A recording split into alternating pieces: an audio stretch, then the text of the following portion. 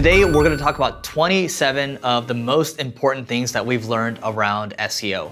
So before we talk about it, don't forget to rate, review, subscribe, no matter what platform you're on. It helps us go a long way. Around SEO, some of the key things I've learned are it takes a long time. It's getting more and more competitive because there's over 4 million blog posts being produced every single day. Google's changing a lot too. There's voice search, a lot of AI, and just there's a lot of flux, right? And then paid ads, they're basically pushing down the results too. So there's a lot to deal with as an SEO. Because people think it's getting tougher and tougher, people are shying away from it. And I think the ones that truly embrace it, take advantage of it, those people are gonna go a long way. Because if you combine SEO with the other marketing channels, you are going to be able to decrease your customer acquisition costs, drive more organic traffic. You're gonna have an advantage over your competitors because they decided not to invest in SEO and they decided to invest perhaps too much into paid media. So my team has gone out and found the best clips around SEO that are gonna help you for the long term. So without further ado, let's go ahead and check it out. The one thing that you need to do before you start doing SEO is look up your competitors in either Ahrefs or SEMrush. You can pick whatever tool you want. The reason you want to look them up is they'll show you all the most popular pages that they're getting their search traffic from, the terms that those pages rank for, the positions, how much it would cost if they had to buy those keywords from a cost per click standpoint, and the total traffic value that those pages are getting. This will all help you determine what you should be targeting first. Because if you're going after random keyword ideas and pages that your competitors aren't necessarily getting traffic for, but you know your competitors are making a lot of money because they may be on things like the Growth Everywhere podcast, revealing their numbers, you won't know if you're going to be doing well. Just because you get traffic doesn't mean it's going to help you generate revenue. So looking to see what pages your competitors are generating the most of their search traffic for and the value of that traffic, that'll help you get a kickstart in which when you start creating content, you start focusing on your SEO efforts, you know what to focus on first because you know your competition's making money. It's free, it's cool if you're an SEO. It's Google Search Console. So let's take a look at my screen right here. So with Google Search Console, there's a lot of different options. It can show me issues I have with my index or crawl issues perhaps, and also looking at the search analytics section, which shows me how certain pages are doing, how I'm ranking for certain keywords. And it can also show me the sitemap that I have. Are there any issues with my sitemap? It's just easy, right? It's very complementary to Google Analytics if you have Google Analytics, and I'm assuming most of you do.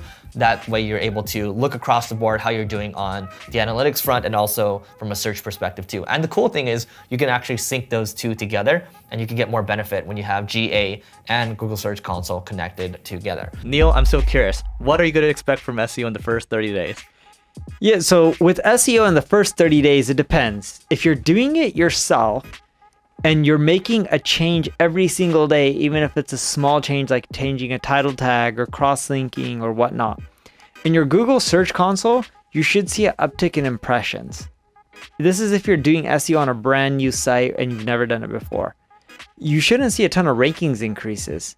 You shouldn't see a ton of traffic from Google, but you should start seeing your impressions go up within the first 30 days, assuming on day one you're making on-page changes yourself. If you're using an agency, I bet you in the first 30 days, they're going to do a lot of planning and brainstorming and laying out the framework and the foundation.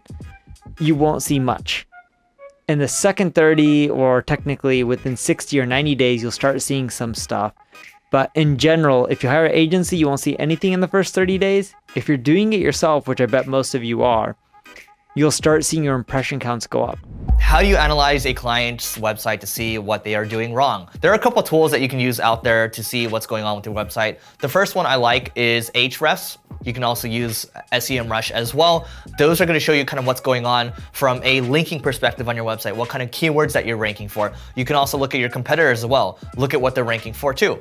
You can also use a tool called SimilarWeb. SimilarWeb is going to show you the different types of referral traffic going to that website. It's going to show you also, it's going to show you the type of ads that they're running as well, the type of keywords that they're bidding on as well, the type of apps that they have, that website has, and you can see all the competitors around that. You can also use BuiltWith. BuiltWith is going to show you what kind of technology a website has. And at the same time, if you're looking at a client's website, take a look at their Google Analytics, look at the traffic trends over time, and I usually like to cross-reference that. If this is around SEO, I want to look at all the algorithm updates, and there are a ton of kind of algorithm calendars over time that show you what happened, and I like to kind of annotate what's going on. So you're kind of triaging what's going on. And also, just staying on the topic of SEO, if you're gonna use a crawling tool, you can use Screaming Frog SEO Spider. That's gonna crawl your entire website, show you what the site structure looks like, where the broken links are, even your internal linking structure as well. That's gonna be helpful. And you can also use Google Search Console. Google Search Console is free. It's a helpful tool. It's gonna show you pages that you need to optimize, also groups of pages you can optimize to help you grow your business. When I first started doing SEO, I was so intrigued by it, right? It's just like this puzzle, and I wanted to do everything. I wanted to do the white hat stuff. I wanted to do the black hat stuff. I wanted to try everything. And at the time, I was really I guess I still am into electronic music, and so I made this site because I really like, when you go to these festivals, you get to see like these light shows, right? So I made a site called lightshowvideos.com. And I was like, okay, this is gonna be great, whatever. I was like stealing, like, I wasn't stealing. I was embedding all these light show videos from YouTube everywhere. And I would write like an article about it. And lo and behold, within a month or so, I was ranking #1 for light show videos, okay? Now here's the lesson. Here's what I learned. I spent 2 months on it, right? My first foray into SEO. Got the #1 ranking, but you know what? It doesn't matter if you rank #1 if it doesn't get any volume, right? So the first thing that you need to understand is the concept of the skyscraper content, which is developed from our friend Brian Dean, who's well known in the world of SEO. We're looking at one of his blog posts right here, and it talks about how he increased his search traffic by 110% in 14 days. And you can see the skyscraper content. What he means by that is basically looking at the #1 or #2 piece of content out there, and then figuring out how you can outdo it by 10x or 20x, right? So this entire case study right here, he basically pioneered this term, and here's another tactic you can use. When you come up with the term skyscraper content and people start looking for it, that almost becomes its own brand in itself. So that's what Brian Dean did a good job with. So if you're doing major changes constantly, like a redesign, optimizing for mobile speed or site speed, whatever it may be, what you'll find is when people are continually changing your site, whether it's design or speed or releasing new features or pages, in many cases, it'll mess up your SEO. And if you're continually running new changes every month, then you should double check your on-page SEO every month. Doesn't mean you need to adjust it. You just need to double check it to make sure people didn't undo stuff. There's 2 things that matter most when it comes to Google. It's content and it's links. Don't forget about links. If you've really created a good piece of content, the idea is if you make a skyscraper piece of content, it's really easy for you to request to other people and say, hey, what do you think about this? So obviously you're not just gonna go request to them all the time, hey, come link to my stuff, come link to my stuff. Ideally, if you can build a relationship, even better. Making the most of what you have already. So what do I mean by that? Think about it this way. When it comes to customer acquisition, you look at credit card companies and you look at cable companies, they're always focused on giving new deals. 50,000 free points here, or 6 months of free cable or whatever. Sounds like good deals, right? And I've been with these cable companies or whatever, credit card companies for years and years and years. And then you call them and it's like, they aren't willing to give the deal to you because it's only for new customers, right? So it costs 6 to 7 times more to try to aim for a brand new customer versus just trying to retain someone. But yet everybody goes for trying to acquire new customers all the time. But instead of thinking in that way, why don't you think about how you can apply that to marketing as well? And you do that for the posts that you have, and you upgrade a lot of the stuff that you have. What you find is that one post that we had, for example, we updated it, added like another paragraph of content to it. It went from 700 visits a month to 2,800 visits a month. Did the same thing again, jumped up to 5,400. Did the same thing again, now it's at 10,000 visits a month. So Grammarly helps you check mistakes and avoid plagiarism. I actually had the Grammarly, one of the co-founders, on the Growth Everywhere podcast recently, and they are doing really well. I mean, they've raised over $100 million, and this is a couple years deep into the business, so they're doing really, really well. So check out Grammarly. It's gonna help you write more SEO-friendly content. It's gonna make people happier, and if people are happier, then they're gonna convert, and then they're gonna buy stuff from you, and then you're gonna make a lot of money, and then you're gonna be happy yourself. Everybody's happy. To this day, this is a formula that we continue to follow. Again, this is the content reusage framework from Aleta Solis, and I love it because it's so foolproof. What you do is you create a piece of content, and if it can be expanded, you go out and you expand it. If it's outdated, go ahead and update it. If you can reformat it from a blog post to a video to a webinar, for example, you can go ahead and do that, right? It's just so, like, when you have a process like that, every single person can follow it. I mean, if someone gets sick, God forbid, well, somebody else can just step up and do it. And it's a process that scales really well.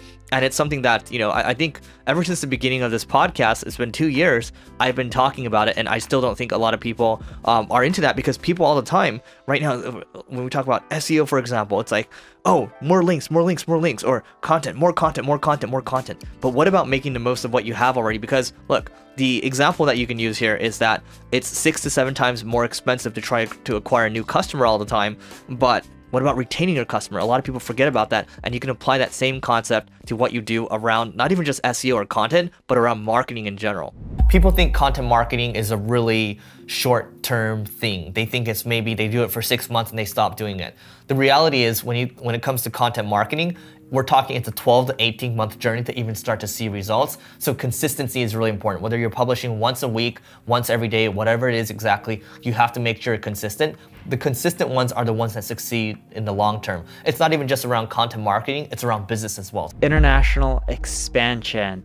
Eric knows I've been doing this for many years. It's probably one of the largest sources of my traffic. I'm not relying on US traffic anymore. I get so many visitors from India, Brazil, United Kingdom, Germany, France, Italy, Japan. It's just adding up really fast because I'm just going really heavy into being global. And it's the reason it's my favorite SEO strategy is because there's no competition outside of English. Seriously, you can rank for auto insurance in Germany really easily, or in France, or any other country out there. It only is really competitive in the English market. Have influencers in your content, and even if you're doing it on your site as well. When you interview like 25 people, 25 experts reveal tips on hiring, for example. You have influencers in there, they're gonna help you share your content, and these influencers, they have, let's say 10,000, 20,000, 100,000, 1 million followers or so. It's gonna help you exponentially get more traffic and more awareness to kind of what you're doing around your content. So with SEOs, most people believe that if their resume is good and they have a college degree and they've done SEO for other companies, they're good. That's the worst way to hire a SEO. Just because someone's been put on a project or a big brand or any website and they say they got these sites rankings, it doesn't really mean that they did. A lot of times it naturally happens, or they worked with other people who may have done the majority of the work. The real way to hire SEO is to show someone your website, ask them what changes to make, and ask them, hey, can you implement the changes? If they can't implement the changes, they can do everything. And not just tell you like, oh, your content's off, it doesn't do X, Y, and Z. I'm like, no, be specific. Your title tag's off. Well, how would you change it? Oh, to add in more keywords. No, what would the new title tag be exactly? Letter for letter or number for number, because you can put numbers in your title tag.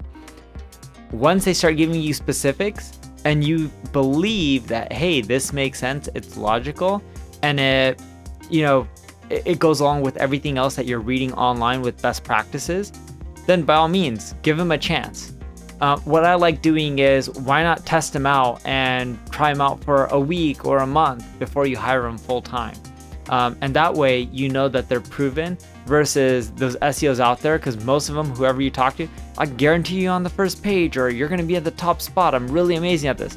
Not really. Where's your own website? Have you ever ranked anything? Show me your own Google Analytics. We're looking at my screen right now, and you can see Neil's face in the favicon right here. This is Neil Patel's Ubersuggest. It used to be Ubersuggest, but he decided that he just wanted to buy it, so he bought it. And if we look at Ubersuggest, what we can do is we can just type in, let's say I want to rank for online marketing, for example. Let's type in online marketing. Let's take a look at it. And here it is, online marketing. 995 keyword ideas found for online marketing. So ad agencies, ad agency, ads, internet marketing, advertising campaign, da-da-da-da-da-da.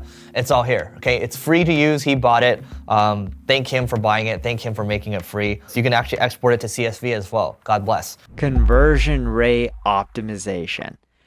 Everyone is saying that SEO is becoming harder. Everyone's saying that paid ads is becoming more expensive. So what does everyone do? Most people are saying, hey, it's not even worth going after these channels. But what the smart people are doing is focusing on CRO.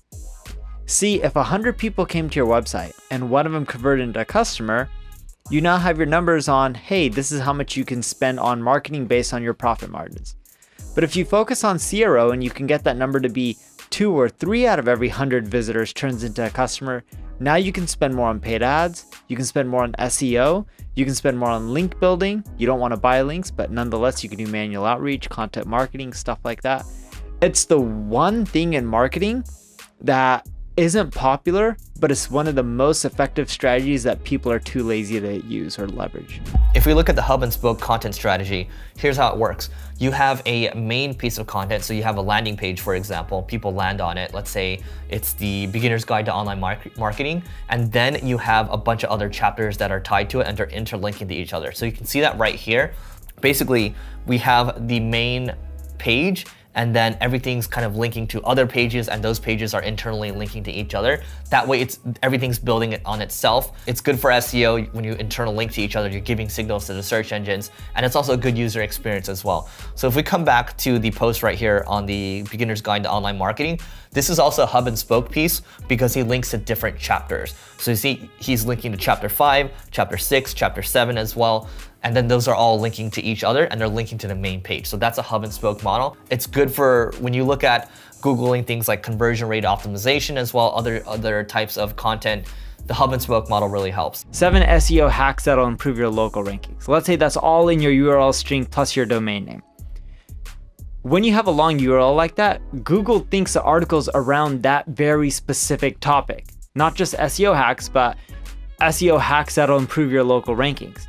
That's such a long phrase that less people are going to type it in. That doesn't mean you won't rank for head terms, it's just harder. So when you take your URLs, contract them, make them shorter, and you remove the dates, what you find is your traffic goes through the roof. So when I did that, I got a 40+% increase in search traffic in 30 days. And it's not just about changing URLs, you got a 301 redirect the old ones to the new ones, and you got to make sure all the internal links you're changed to the new URLs as well. A lot of the web has a ton of graphics out there. Go find infographic designers, pay them a couple $100, and then what you do is you add an embed code for your infographic, and then you reach out to people and then have them link to it. That's the easiest way of going about it. In fact, that's how Kissmetrics, which is one of Neil's companies that he co-founded, that's how they built a ton of links, made millions of dollars in sales, and they actually have their infographic section that's still active today. Most of you guys, when you want to find keywords, you'll use tools like SEMrush, Ubersuggest, type in a keyword, and then it gives you more suggestions. What Google Correlate does is you can put a keyword like beard oils, and it'll show you, like if you put -2, it'll show you what people typed in 2 weeks before they typed in beard oil. So you can figure out, hey, here are all the keywords people are typing in before they're becoming customers. Go after them. You can build some brand affinity with that audience and then generate more sales that way. Or you can use the word 2, like 2 weeks. So there's numbers in there. Whatever keyword you type in like beard oils, you would adjust it by either a negative number or a positive number. So if you just put the number like 2, it'll show what do people type in after 2 weeks after they type in beard oil. And it may be terms like beard balm. And if they type in that, you're like, oh, cool, I should rank for this keyword, create this product and offer it as an upsell. So it's a simple SEO strategy that gives you more keyword ideas using a free tool. I really like BuzzSumo because you have the ability to see, let's say I'm writing a post on content marketing. If I just type in content marketing right here, I can find the best content marketing posts and I can decide if I want to emulate them, if I want to reach out to people that have shared similar content, people that have tweeted it. You can see all of it here. You can see right here, total shares for certain pieces of content. It's all here. In our days, when we have questions, we would have just Googled it. But now people are just asking things like Alexa what the answers are. And because of that, SEO is going to change into more and more voice search. And when it changes into voice search, what you'll see is like you have rich snippets and Google taking your data, it's going to get even worse in which they're going to just take your data and show it through a microphone or a speaker.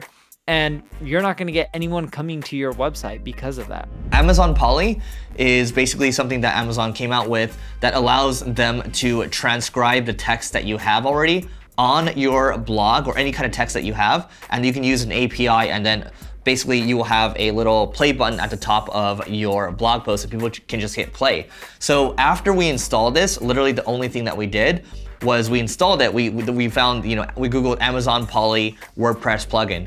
And then after that, basically our dwell time on our site, so the amount of time that people stayed on our site increased by 20% on average. So by doing that, when you can do that across the board, and we have hundreds of thousands of pieces of content, when you're able to do that across the board and get that lift, well, you have people that are staying much longer on your website, but it's also helpful for your SEO because dwell time is a factor. So, okay, I learned a lesson from light show videos. Okay, so you gotta have some volume. And then I was like, okay, you know what? What's a problem for people?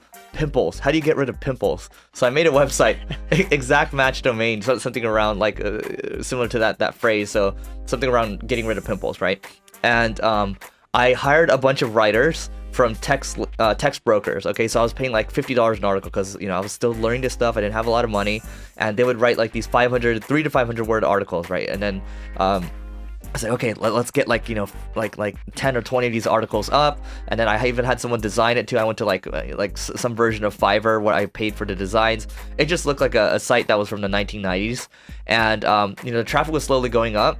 And then what I found was the traffic slowly went up, but then it just stayed there. It stayed stagnant. And it's like, why? What I learned from that was you get what you pay for. Okay, so you know, this is why like we talk about high quality, not just long form for the sake of long form, but long form high quality content that really stands out. When you're able to do that, you're able to create like a linkable asset, and then that is a reason for people to link to you. That's a reason for people to look up to you as an authority. But when you're paying $50 for one article and it's basic, it's written by someone from like, you know, out of the country, why should you rank for anything? And Google is smart enough to know that you don't deserve to, so that site didn't do well at all. So what I learned from that was that you get what you pay for. That's the lesson I learned. Eric Siu, former CEO of Google, once said that the internet is a cesspool, right? It's really the brands that are going to rise to the top. If you think about it, if you're a brand like Amazon, if you're a brand like IKEA, if you're a brand like Coca-Cola, a lot of people are already going to know who you are. They're going to be searching for your brand all the time.